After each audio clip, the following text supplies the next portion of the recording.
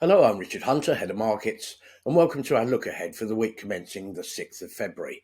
It's been another fairly positive week. There are certainly hopes that inflation may be cooling, which in turn, of course, would mean that the aggressive bank rate hikes we've been seeing from central banks around the world could also be slowing down. Indeed, in the States this week, we had an interest rate hike of just a quarter of a percentage point, although the Bank of England and ECB both went for 0.5%. Nonetheless, there are worries that we're rather nearer the end than the beginning of the inflation stroke interest rate cycle. Also, there's been a slew of corporate earnings. Again, it's been fairly mixed. There were some disappointing earnings in particular from the tech giants Apple, Amazon, and Google owner Alphabet, which undid some of the positivity towards the end of the week for the Nasdaq. That being said, after a fairly torrid 2022, the Nasdaq has had a flying start to the year. In terms of the main indices in the year to date, the Dow Jones is up by 2.7%, S&P 500 by 8.9%, the Nasdaq by 16.6%, and the FTSE 100 in the UK is up by 5.2%. Turning to next week, we've got some big names reporting. Firstly, we've got some full year numbers from BP. Shares here up 23% over the last year. And certainly if the numbers the other day from Shell are anything to go by, let alone the two US giants as well, we can probably expect some bumper numbers.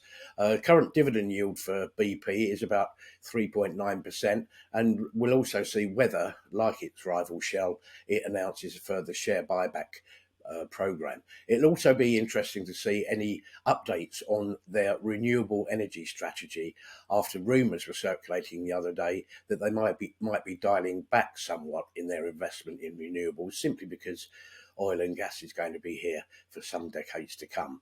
Also, half-year numbers from Barratt Developments. House builders, of course, have been under pressure over the last year. Shares of Barratt's are down 23%. Over the last 12 months. So again, look out for the impacts on reservations and forward sales now that we've seen another interest rate rise, which of course means that mortgage rates will also follow upwards. We've also seen some cooling of house prices, which may dampen demand, and also Barratt's own cost inflation in terms of house building.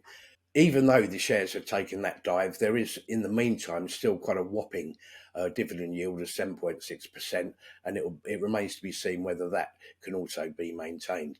Finally, full year numbers from Unilever. This is the owner of multi-billion-dollar brands, ranging from anything from Ben and Jerry's to Domestos to Magnum to Hellmann's.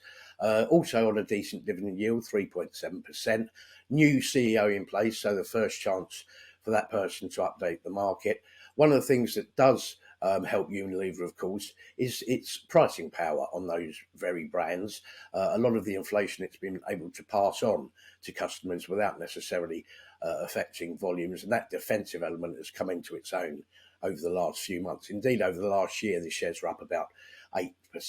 It's also been looking to very much keep those brands in front of people's eyes. So look out for the amount of the brand and marketing spend over the last year.